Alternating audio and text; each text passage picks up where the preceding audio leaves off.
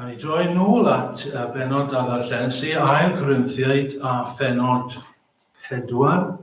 Ond i'n meddwl wrth ddarllen, mae'n benod mor dda, allech chi bron bod pregethu ar bob adnod yn benod fawr. Ond ni'n mynd i edrych yn arbennig ar y dechrau, ac yn arbennig adnod 6, verse 6. 2 Corinthians 4 and verse 6. Oherwydd y Dduw a ddywedodd llawerched golau ni o'r tywyllwch a lewyrchodd yn ein calonau i roi i ni oleuni'r gwybodaeth am ogoniant Dduw yn wyneb Iesu Grist. Wel, yr wythnos diwetha, buon ni'n edrych gyda'n gilydd yn y nos ar Ioan 17 ac adnod 3. A hyn yw y bywyd tragwyddol iddynt dadnabod di yr unig wir Dduw a'r hwn anfonais ti Iesu Grist. Ac doeddwn i ddim meddwl bod fi wedi gwneud job da yn esbonio yr adnod. Weithiau pan o'n i'n dysgu, byddai athrawon ifancach yn dod adau ar ddiwedd gwers a bydden nhw'n dweud rhywbeth fel hyn. Emyr, fi jyst wedi cael gwers ofnadw. Doedd ddim meddwl roedd neb wedi deall y wers. A wedyn bydden ni'n goffod cysuro nhw, a bydden ni'n dweud rhywbeth fel hyn wrthyn nhw. Wel, ni gyd wedi bod fyna. Ni gyd wedi cael gwersi fel yna. Paid y phoeni. Just cer yn ôl, meddwl eto am y wers, a wers nesaf cer yn ôl, a dweud wrth y blant, oedd y wers nesaf ddim yn dda. Ni'n mynd i fynd nôl dros dy fe unwaith eto. Fel pregethwyr yn aml iawn, i ni'n teimlo fel yna. Dyn ni ddim wedi gwneud gwaith da o esbonio y gair. A dydy ddim yn beth gwael ein bod ni weithiau yn dod nôl at faterion, ac yn sicr dyma fater sydd yn werth dod nôl ato. Ac felly, ni'n mynd i ddod nôl y prynhawn yma at yr un mater mewn gwirionedd a wythnos diwethaf. Gai atgoffa chi gyntaf o rai o'r pethau roedden ni'n trio dweud yr wythnos diwethaf. Dechrau trwy sôn am yr atgyfodiad. Ac roedden ni'n edrych ar arwyddocad, the significance o'r atgyfodiad, significance of the resurrection. Beth mae e'n golygu i ni? Ac edrych ar un peth oeddwn ni. Mae Iesu Grist wedi atgyfodi mwyn dod â bywyd i ni. Mwyn rhoi bywyd tragwyddol i bobl. Dyna pam ddaeth i'r byd, a dyna pam yr atgyfododd e. Un adnod i brofi hynny. Ephesians 2 and verse 6. Yng Nghrist Iesu, fe'n cyfododd gydag ef a'n gosod i eistedd gydag ef yn ynyfolion leoedd. Nid i'n dysgu ni sut i fyw ein bywyd yn hyll, wnaeth Iesu Grist. Nid dweud wrthyn ni mae Iesu Grist sut i sortio mas ein bywyd ni. Daeth Iesu Grist mwyn rhoi bywyd newydd i ni. Bywyd tragweddol. Fe wedson ni wythnos diwethaf hefyd, nid rhywbeth i ddod yw bywyd tragweddol. Bod hwnna'n rhan ohono fe, wrth gwrs, ond nid dyna'r peth pwysig. Nid rhywbeth i ni'n derbyn pan i ni'n marw yw bywyd tragweddol. Nid rhywbeth pan ddaw diwedd y byd yw bywyd tragweddol i ni. Nid ergyd y bywyd tragweddol yw bod e'n bywyd sydd mynd i fyw am byth. Dyna beth mae pobl yn meddwl yna fe. Dyna beth mae'r enw yn awgrymu i bobl, yn wedi yn Saesneg, eternal life. Beth mae pobl yn meddwl am yw just bywyd sydd yn mynd ymlaen.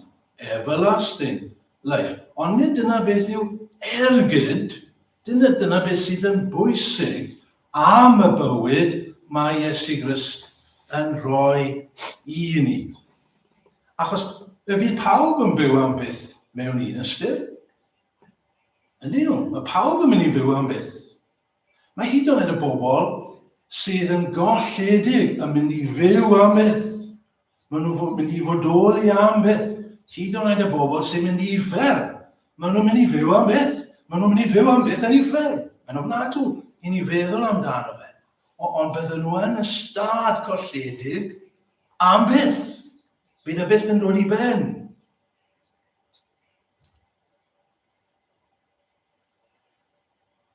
A dyw byw am byth felly ddim o anghenraid yn rhywbeth da.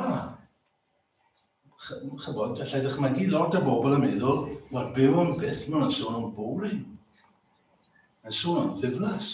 Ac fe allai fod yn ddiflas. Achos mae'n dibynnu beth yw'ch gyflwr chi. Byw am byth. No. Ansawdd y bywyd sydd yn bwysig yn dyfe. The quality. Dyna'r peth bwysig i ni. The quality of the life, not the quantity. Y quantity yna, ydy. Fe fyddwn ni'n byw am byth. Ond nid na'r peth bwysig, nid na'r ergyd. Yr ergyd yw'r quality y bywyd mae Iesu Grist yn rhoi i ni. Bywyd tragweddol yw e. Bywyd Dduw yw e. Bywyd perffaith yw e. Bywyd glân yw e. Bywyd gwynfydedig yw e. Y bywyd mae Iesu Grist yn rhoi i ni. A mae'n gallu derbyn nawr. Mae'n gallu dechrau nawr. I chi'n gweld. Dyna'r pwynt. Mae'n dechrau cyn i ni farw. Mae bywyd Dduw yn gallu dod i ni nawr yn y byd yma. Bywyd tragweddol yn dod i ni. Pan ni'n dod yn Gristnogion, mae rhywbeth mawr yn digwydd i ni. I ni'n cael bywyd. Y foment mae Iesu Grist yn dweud bod ni'n croesi o farwolaeth i fywyd. Adnod arall, John 5:25. Yn wir, medde Iesu Grist, rwy'n dweud wrthych bod amser yn dod, there's a time coming, yn wir y mae yma eisoes. Mae wedi dod yr amser hyn, pan fydd y meirw yn clywed llais mab Dduw, a rhai sydd yn clywed yn cael bywyd. Dwi ddim yn siarad am bobl sydd wedi marw'n llythrenol. Mae'n siarad am bobl sydd yn farw yn y byd yma. Maen nhw'n byw, ond maen nhw'n farw. Ond mae'n amser yn dod, a mae wedi dod, a bydden nhw'n clywed gair Dduw, a bydden nhw'n byw. Nawr, mae wedi dechrau yn eu henaid nhw. Mae yna rhyw metamorphosis wedi digwydd i Gristio. Chi'n gwybod beth yw metamorphosis yn eich chi? Mae lindys bach, a wedyn mae'n bita, a wedyn rhywsut mae'n newid yn hollol. Mae'r bywyd yma tu fewn, a wedyn mae'n mynd mewn i'r cacwn, a rhywsut mae'n pelipala neu iar fach ar haf yn dod. Mae wedi newid yn llwyr. Mae wedi cael bywyd. A mae'r Cristion yr un peth. Mae'r reality newydd yma yn digwydd yn ei brofiadau. Mae'n gweld pethau newydd. Mae'n clywed pethau newydd. Mae'n deall pethau newydd. Mae'n synhwyro pethau newydd. Paul yn dweud, oes gan hynny rhywun yn Grist, Iesu, ddim wedi rhoi hyn lawr, y mae e fe yn greadigaeth newydd. If anyone is in Christ, he is a new creature, a new creation. Dyna fe, chi wedi cael bywyd tragwyddol. A beth yw y bywyd tragwyddol nôl at wythnos diwetha? Wel, y gair yma, adnabod, gwybodaeth, to know God.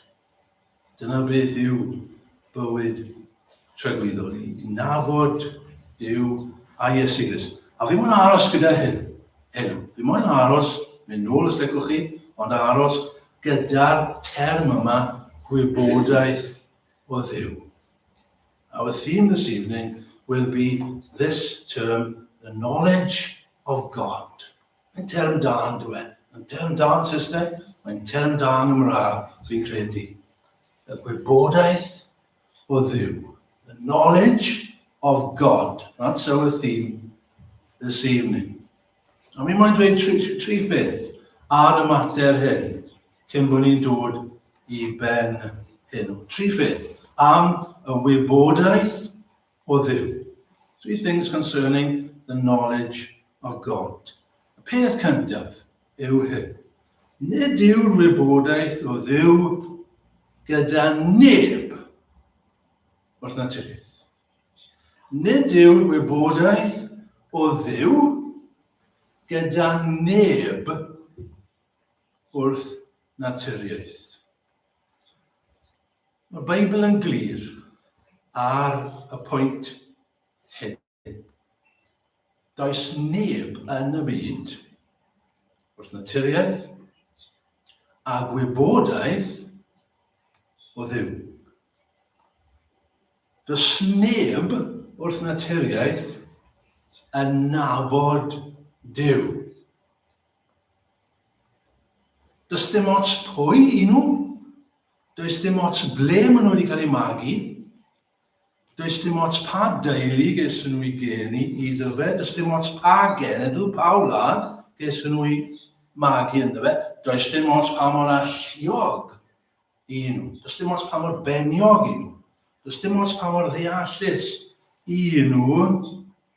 Does dim ots ar ei addysg. Does dim ots pa mor ddawnus I nhw. Does neb wrth naturiaeth a adnabyddiaeth neu gwybodaeth o Dduw. A does neb yn gallu dod I adnabod Dduw wrth I naturiaeth, wrth I gallu I hun. Neb. Fe roi adnodau I chi, some verses to prove the point. Romans 3:10. Paul yn dweud fyna yn ddigon clir. Romans 3:10 and 11. Fel y mae'n ysgrifenedig, nid oes neb cyfiawn, nac oes I, neb sydd yn deall. Na beth mae'n meddwl fyna, neb yn deall pethau Dduw. Neb yn deall, neb yn ceisio Dduw. Does neb yn y byd yma, medd Paul, yn ceisio Dduw. Does neb yn deall. Bible.net, fi ddim yn dyfynnu Bible.net yn aml, ond mae Bible.net yn dweud hyn. Does gan neb berthynas iawn gyda Dduw. Neb o gwbl. Does neb sy'n deall go iawn, neb sydd wir yn ei ceisio, neu yn ceisio Dduw. Chi'n cofio Mathew 16, chi'n cofio'r hanes yna am Pedr a Iesu Caesarea Philippi. Iesu yn gofyn i'r disgyblion cwestiwn. Pedr yn ateb. Iesu yn troi ato fe ac yn dweud wrtho fe, Gwyn dy fi di, Simon, mab Jona, oherwydd nid cig a gwaed a ddatguddiodd hyn I ti. Beth mae'n meddwl? Dyw hwn ddim wedi dod yn wrth y ti dy hun, Pedr. Dyw hwn ddim wedi dod yn y gorff. Dyw hwn ddim wedi dod yn y brain. Dyw hwn ddim wedi dod yn y ddeallusrwydd ti, Pedr. Nid cig a gwaed a ddatguddiodd hyn I ti. Mae ddim achos ti'n special, Pedr. wedi dod o rywle arall. Pam does neb wrth naturiaeth a'r wybodaeth yma o Dduw? A pam does neb yn gallu dod trwy gallu i'r wybodaeth yma o Dduw? Wel, mae'n ddau beth i ddweud fan hyn.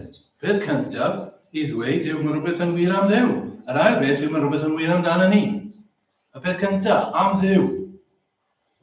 Mae rhywbeth am Dduw ei hun sydd yn gwneud yn amosib i ni ddeall amdano fe. Mae Dduw mor uchel. Mae Dduw mor fawr. Mae Dduw tu hwnt i'n deall ni. Mae Dduw yn anweledig i ddechrau, dydy e? Ac mae'n cuddio yn y dirgelwch. Mae'n Dduw anealladwy wrth naturiaeth. Gair Saesneg, incomprehensible.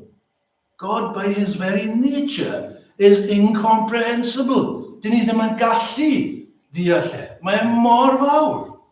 Mae tu hwnt i ni. Rai adnodau i chi eto. Romans 11, verse 33 and 34. Paul yn dweud, o ddyfnder cyfoeth Duw. A'i ddoethyneb a'i wybodaeth. Mor anchwiliadwy a'i farnedigaethau. Mor anolreiniadwy a'i ffyrdd. Oherwydd pwy adnabu feddwl yr arglwydd. Pwy a fi'n ei gynghori. Rai geiriau mawr fyna, ond beth mae Paul yn dweud yw, pwy sy'n gallu nabod Duw? Mae'n mor fawr. Mae'n mor tu hwnt i ni. Isaiah 55, verses 8 to 9. Oherwydd nid fy meddyliau i, yw eich meddyliau chwi. Ac nid eich ffyrdd chwi yw fy ffyrdd i, medd yr arglwydd. Fel mae'r nefoedd yn uwch na'r ddaear. Mae fy ffyrdd i yn uwch na'ch ffyrdd chwi, a meddyliau i na'ch meddyliau chwi. Ond mae'n reswm arall. Pam ni ddim yn nabod Duw wrth naturiaeth? Pam ni ddim ar wybodaeth yma o Dduw wrth naturiaeth? Problem gyda ni? Ni. Mae rhywbeth o'i le arno ni. Nid jyst yn yr ymenydd, ond yn yr enaid. Ni wedi cwmpo. Ni gyd wedi cwmpo. A mae meddyliau ni wedi cwmpo. Chi'n gweld hefyd. Ddim jyst bod ni'n fel ddim yn gallu gwneud da, ond mae meddyliau ni wedi cwmpo. Adnod i chi eto, Paul, once again, 1 Corinthians 2:14. Nid yw rai anianol yn derbyn pethau ysbryd Duw, oherwydd ffolineb ydynt iddynt hwy, ac ni allant ei amgyffred, gan mae modd ysbrydol a mae'n cael ei barnu. Be mae Paul yn dweud fyna? Ni ddim yn gallu, mae'n meddyliau ni, ddim yn gallu deall pethau Duw. Wel, nôl at y benod, fan hyn, mae Paul yn dweud yn diwedd an 2 Corinthians 4 in our chapter 4. Beth yw'r problem gyda pobl? Os yw'n, verse 3, os yw'n efengyl ni dan orchydd, yn achos yr rhai sydd ar rwybydd colledigaeth yma hi felly. Yr angredilwyr, y dallodd Dyw'r oes bresennol a'i meddyliau. Ac iddynt weld gwrdd i ni efengyl goniant Christ Dduw. Dewn ni nôl gyda bore yma, dyn ni, a beth oedd Clyde yn dweud. Mae Satan wedi dallu meddyliau pobl. A ni ddim yn gallu deall felly pethau Duw. Does ddim yn gwneud sens i ni o gwbl. Hyd yn oed y pethau mwyaf syml am Gristnogaeth. Ni ddim yn mynd i ddeall e. Y peth mwyaf syml am Dduw, ni ddim yn mynd i ddeall. Fe wedodd Spurgeon yn enwog iawn fel hyn yn dod, yn Saesneg. You can tell people the ABC, and they will remain D-E-F. Deaf, dyna fe, ynddo fe. Dyw pobl ddim yn mynd I ddeall oherwydd y cwym, oherwydd pechod. Gallwn ni fod yn alluog, gallwn ni fod yn beniog, gallwn ni cael PhDs, gallwn ni fynd i'r coleg, gallwn ni ysgrifennu thesis. Gallwn ni hyd yn oed astudio'r Beibl. Mae pobl wedi. Mae pobl lot mwy clyfar na ni wedi wneud y pethau yma, ond dyn nhw ddim yn deall. Ddim yn deall y lleiaf am Dduw. Does dim adnabyddiaeth gyda nhw o gwbl. A ni'n gallu dangos hyn, yn ni o hanes, just cymaint o ffyrdd o egluro felly. Wedi sôn am hyn o'r blaen. Sir Humphrey Davy. Dyn really clever. Chi wedi clywed am the Davies lamp. Fe wedi dyfeisio yn y lamp, miner's lamp, yn dyfe, Davy lamp. Dyn really clever. Physicist, chemist. Ac oedd Michael Faraday yn mynd I weithio gyda fe. Ac oedd e'n dyn clever hefyd. Ond doedd Humphrey Davy I allu. Michael Faraday yn aroli y dyn mwy neu lai. Ond dod I sylweddoli bod e mor clever. Doedd e ddim yn deall dim am Gristnogaeth. Michael Faraday Michael Faraday hefyd yn dyn clever iawn. Ond oedd e yn adnabod Dduw. Doedd Humphrey Davy ddim. Dyna'r pwynt cyntaf. Nid yw wybodaeth y Dduw gyda neb wrth naturiaeth. Yr ail pwynt felly, Dduw ei hunan sy'n rhoi'r wybodaeth ohono ei hun I ni. Dduw ei hunan sy'n rhoi'r wybodaeth ohono ei hun I ni. It is God himself who has to reveal the knowledge of himself to us. Dau beth fan hyn hefyd. Mae Dduw yn datguddio ei hun. Mae wedi. Diolch am hynny. Mae Dduw yn datguddio ei hun. Gael dau datguddio yn y fe. Yn Gymraeg. Datguddio. Mae rhywbeth wedi cuddio, a mae Dduw yn datguddio fe. Yn symud y peth fel bod e ddim yn guddiedig.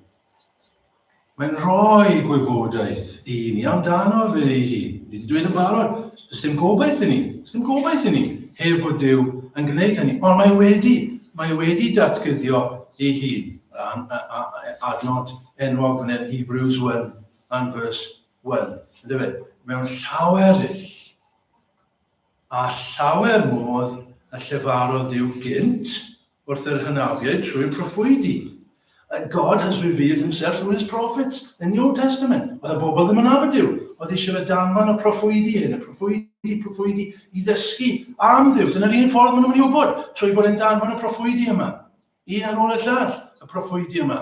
Ond, yn y dyddiau olaf hyn, mae wedi llefaru wrth ni mewn mab. Wedi danfon I fabe sydd yn dangos Dduw I ni. Cofio fe'n dweud wrth un o'i ddisgyblion ni, pwy sydd wedi gweld fi? Maen nhw wedi gweld hyn, ar hwnna'n gwelodd hi, a welodd y tad. Iesu Grist sydd yn datguddio Dduw I ni. Dyna ffordd ni'n dod I adnabod Dduw. Trwy Iesu Grist. Mae wedi rhoi Beibl I ni. Lle ni'n gallu dysgu am Iesu Grist. Lle mae geiriau Iesu Grist wedi ei cofnodi. Ond dyw hwnna ddim yn ddigon. Dyw ddim yn ddigon. Bod Dduw jes wedi gwneud hynny. Achos ein cyflwr sythiedig. Achos bod ni wedi cwympo. Achos bod ni'n bechyded. Mae'r dallineb hyn arno ni o hyd. So, back to our text at last. 2 Corinthians 4 and 6. Be mae Dduw yn gwneud? Oherwydd y Dduw a ddywedodd llewyrched goleuni o'r tywyllwch a lewyrchodd yn ein calonau ni I roi ni o leini'r wybodaeth am ogoniant Dduw yn wyneb Iesu Grist. Darlun sydd gyda Paul fan hyn. Darlun clir I ni. Ni'n gallu deall y darlun. Mae'n darlun o trwydigaeth. Trwydigaeth conversion. Beth sy'n digwydd pan mae rhywun yn dod yn Gristion. Beth sy'n digwydd, medd Paul? Mae Dduw yn dweud llywyrchedd goleini, a mae'n mynd yn un ôl I Genesis. Mae'n atgoffa ni o adnodau cyntaf Genesis. Yn y dechreuad y creu Dduw, y nefoedd ar ddaear oedd y flinaidd a gwag ac yn dywyll. Ti'n gofio? Oedd Dduw wedi creu popeth, ond roedd yn dywyll. Roedd y chaos. Ni ddim yn gallu dychmygu. Meddylch bod mewn lle does dim goleini. Fel I dychmygu. Ni'n dweud pitch black. Wel, dyna ni. Mae Dduw yn creu, a mae'r ysbryd yn symud ar wyneb y dyfroedd. Dywyll. Just fel yn calonau ni. Just fel yn meddyliau ni. Dyn ni ddim yn deall Dduw. Dyna ddim yn gwneud sens I ni. Beth nath Dduw? Byddai'r goleini. A goleini. A fi, let there be light. And there was light. A pan ni'n dod yn Gristnogion, mae Dduw yn dweud let there be light. A mae leini yn dod mewn i'n galon ni. Mae leini yn dod mewn i'n bywyd ni. I ni'n gweld pethau. I ni'n clywed pethau. I ni'n synhwyro pethau. Dyn ni ddim yn gwybod o'r blaen.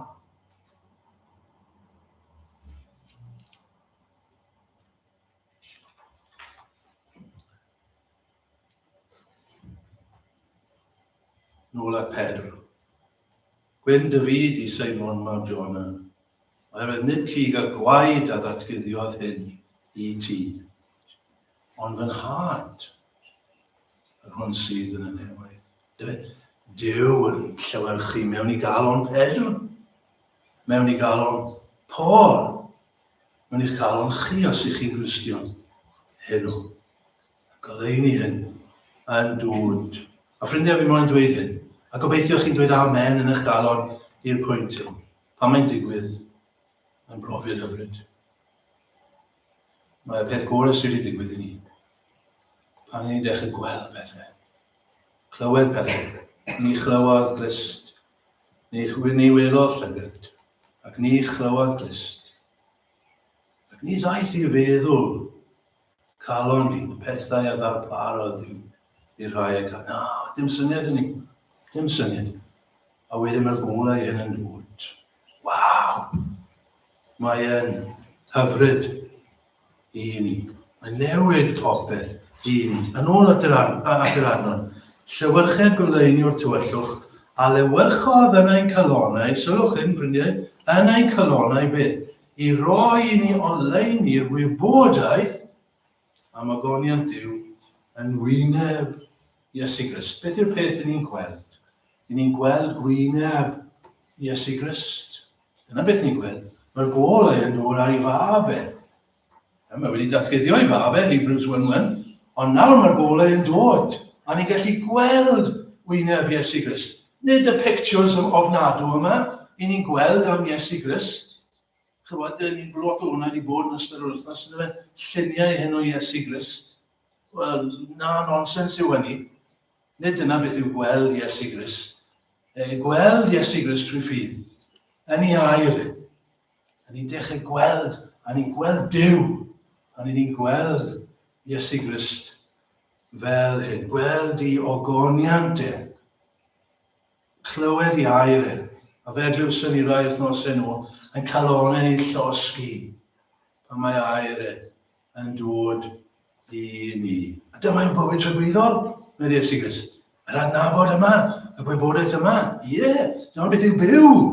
Gweld, clywed, synhwyro, y pethau yma, gwybodaeth yma. Dyma beth yw byw. Bywyd trygwyddol. Wel, yn yr ail pwynt, trydydd pwynt ac yn ola frysio ffrindiau. A plis gryndewch yna am y pwynt ola.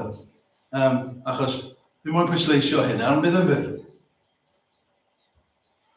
Mae'n dyletswydd ar bob un sydd ar wybodaeth yma o Dduw I gynyddu yn y wybodaeth yma. Wedi hwnna'n Saesneg bod Deleri wedi cyfeithio. It's dyletswydd. It's our duty.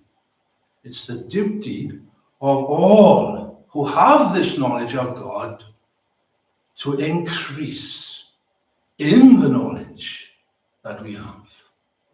Mae ddyletswydd arno ni, ffrindiau, I gynyddu yn y wybodaeth yma. I ni'n ddall, i ni ddim yn deall wrth naturiaeth. Mae Duw yn dod, mae Duw yn goleuo ein meddyliau gwan ni. Ond mae'r gwybodaeth yma yn dod yn real I ni. Yn ein trwydigaeth. Ni'n dod I adnabod Duw trwy Iesu Grist. Ond dim ond dechrau yw hynny. It's only the beginning. Newid mawr, mae'n gwybodaeth I ni'n derbyn yn wybodaeth anferth, achos mae'n ddigon i'n hachub ni. Y wybodaeth I ni'n cael. Ond mae'n gymaint mwy. There's so much more to know. And here's my point before we end. Dylen ni, os yw'r wybodaeth yma gyda ni, wneud bob ymgais I gynyddu y wybodaeth, I wella yn ein hymwybodaeth, yn ein adnabyddiaeth, I wella yn ein wybodaeth o Dduw. Fe mi dim ond pwysleisio hyn. Dyma'r trysor pennaf sydd gyda ni. Well, friends, this is our greatest treasure. The knowledge of God. Please understand. This is our greatest knowledge, their greatest treasure. The knowledge of God. And it's our duty to increase that knowledge. Dyma'n cysur pennaf ni. Dyma yw bywyd trygwyddol nôl at wythnos diwethaf. Dim byd arall. Does dim ffordd arall. Dyma ffordd mae Duw yn mynd i'ch bendithio chi trwy'r wybodaeth yma. Dyma sut I chi'n mynd I sancteiddio. Dyma sut I chi'n mynd I fod yn fwy dedwydd. Dyma sut I chi'n mynd I fod yn fwy hapus. Trwy'r wybodaeth yma. Trwy cynyddu'r wybodaeth yma. Dim byd arall. Just eisiau mwy o'r wybodaeth yma sydd arno ni. Gwybodaeth o Dduw. Cymaint mwy I ni wybod amdano. A dyma pam y Paul, chi'n gweld, yn gweddio trwy'r amser ar ddechrau epistolau. Na I just roi un I chi, the Philippians. He prays. This is his prayer. That Christians would, their knowledge would increase. Dyma fy ngweddi, Philippians 1:9. Dyma fy ngweddi ar eich cariad cynyddu fwy. Eto, alright, sut Paul? Mewn gwybodaeth a phob dirnadaeth. Mae'n goffod cyrryddu Cristnogion yn diwedd. Mae'n goffod rhoi stŵr I rai Cristnogion. He's got to give some Christians a bit of a row. Mae'n goffod dweud wrthyn nhw, chi'n babanod. You're like children. Mae eisiau chi aeddfedu. Mae eisiau chi fynd ymlaen. Mae eisiau chi ddysgu mwy trwy'r wybodaeth yma o Dduw. Dyna ffordd byddwch chi'n symud ymlaen. Dim ffordd arall. Just trwy mwy o'r wybodaeth yma o Dduw. Mae Pedr yn dweud yn diwedd yn 2 Peter 1. Am yr union reswm yma, felly, rewch eich gorau glas I ychwanegu rimwedd at eich ffydd gwybodaeth. At rimwedd. Add to it. Keep on adding. Wedyn ni'n gallu meddwl yn dyn ni, mae hwnna ar gyfer gweinidogion. Ar gyfer pregethwyr. A fi jyst yn person syml. Fi ddim yn gallu gwella nhw. Na! Fi ni gyd yn gallu gwella ein gwybodaeth o Dduw. A dyma'n dyletswydd ni gyd I wneud hyn. Dyna pam, ffrindiau. Mae pregeth mor bwysig yn y fe. Dyna pam I ni'n dweud y pregeth yw'r rhan mwyaf bwysig mewn oedfa. Bydd eglwys I eraill yn anghytuno gyda ni. Dyna ddim mor bwysig yn y pregeth. Na, y pregeth sy'n bwysig. Achos trwy'r pregeth ni'n cael y gwybodaeth yma. O Dduw gobeithio. Sydd yn mynd i'n symud ni mlaen. Sydd yn mynd I helpu ni I adnabod Duw yn well. Sydd yn mynd i'n sancteiddio ni. Sydd yn mynd I wneud ni'n fwy o help I bobl eraill. Y wybodaeth yma o Dduw. Ac felly I ychwanegu ffrindiau at hyn. Wel, ie, dyn ni'n dweud, dydy llenwi'n pennau ni a gwybodaeth ddim yn ddigon.